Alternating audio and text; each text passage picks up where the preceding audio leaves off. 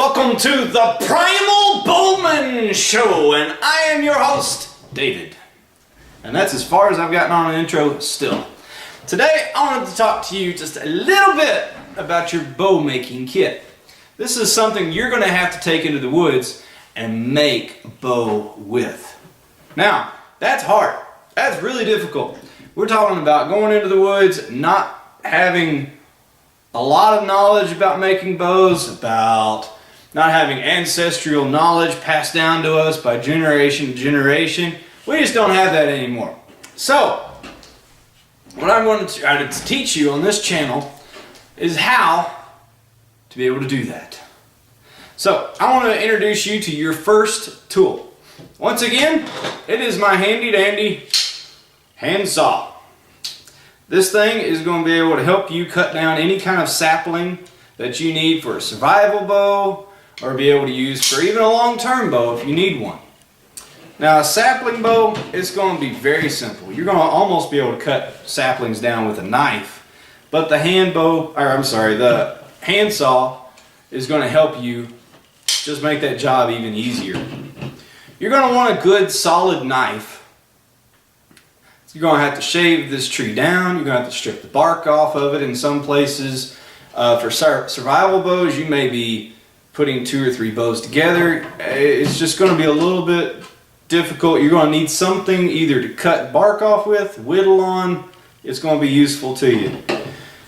The most used tool that I have in my kit that I've used making bows, which I've used a lot, trust me, is this simple 4-in-1 file.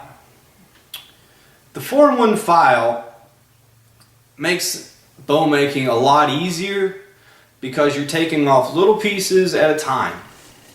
Now, on this bow right here, which I've been working on, this is just a simple blank bow at this current time. But if I were to stick my knife into this bow and I all of a sudden just stripped off a long piece, that would make the job fast. Yes, it would. However, there's a good chance I would make this bow so weak it wouldn't be able to shoot hardly anything. And trust me, when you spend a lot of time on one of these bows, you don't want it to shoot weak.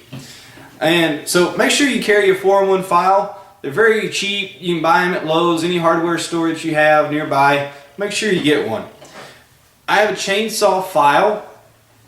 And what I do is I use these to make the notches for the bowstring to be able to go into your bow.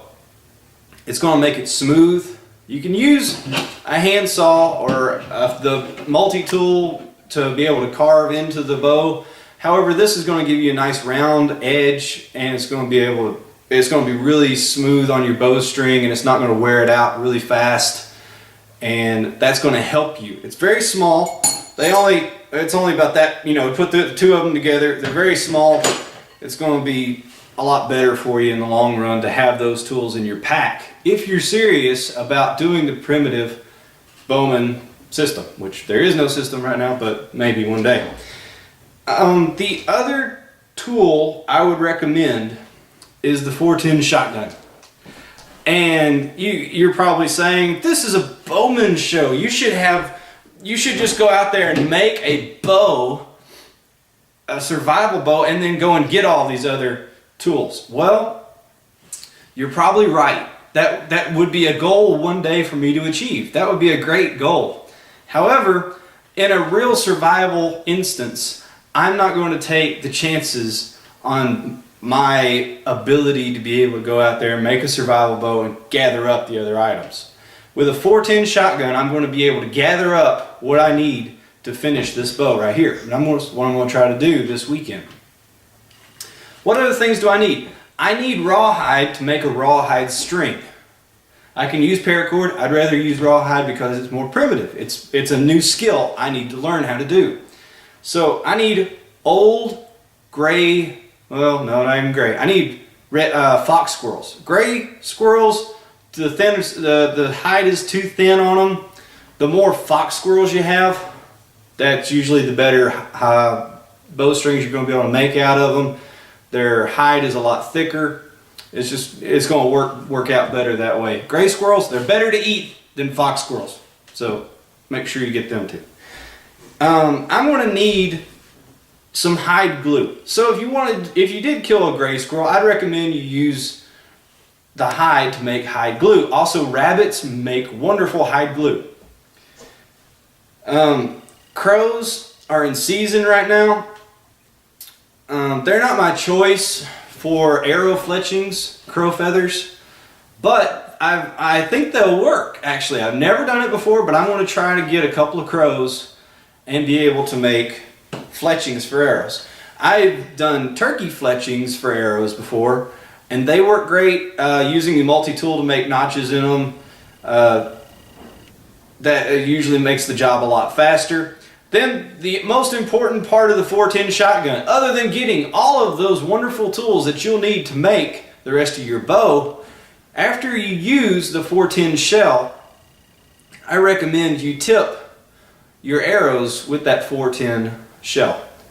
Now, I'd save some of them. Yeah, you could reload them. You're not going to have anything to reload them with out in the wild anywhere, but you can use them as a blunt tip on a few of your arrows, and then that will save you from shooting an arrow and never being able to find it. Usually those blunt tips don't stick in anything, of course, because they're blunt, and it's going to keep your arrows from splitting if they do hit something, if you miss whatever animal you're aiming for.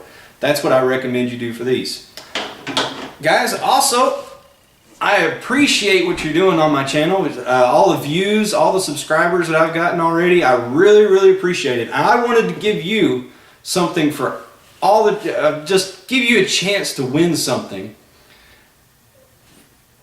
for being a great person, coming and seeing my channel. That's what it's all about. It's about us learning about things together. But what I got today was I got this little throwing knife, and it's small, it's pretty inexpensive, but I was looking at this. This would make an awesome spear point. It's got lashing points here in the middle of it. It's even got actually some cord around it if you needed to use that to lash. Instead of using this for a throwing knife, which is a hard, unless you practice, it is hard to make sure that you hit your mark with those. I would recommend using this as a spear point and lashing it into a long piece of wood. So I want to give this away. If you will write Primal Bowman in the comment down below, I'm going to take, if you live in the United States, write Primal Bowman down in the comments below, and I will pick a single member out of a hat. I'll do this fairly, trust me. I'll write everybody's names down and I'll put them in a hat, and I'll send this to you as a thank you for being such awesome members and being such awesome subscribers. But this has been the Primal Bowman Show. I hope to see you again. Come back. Please like, favorite, subscribe to my channel. I will have another video to you very soon.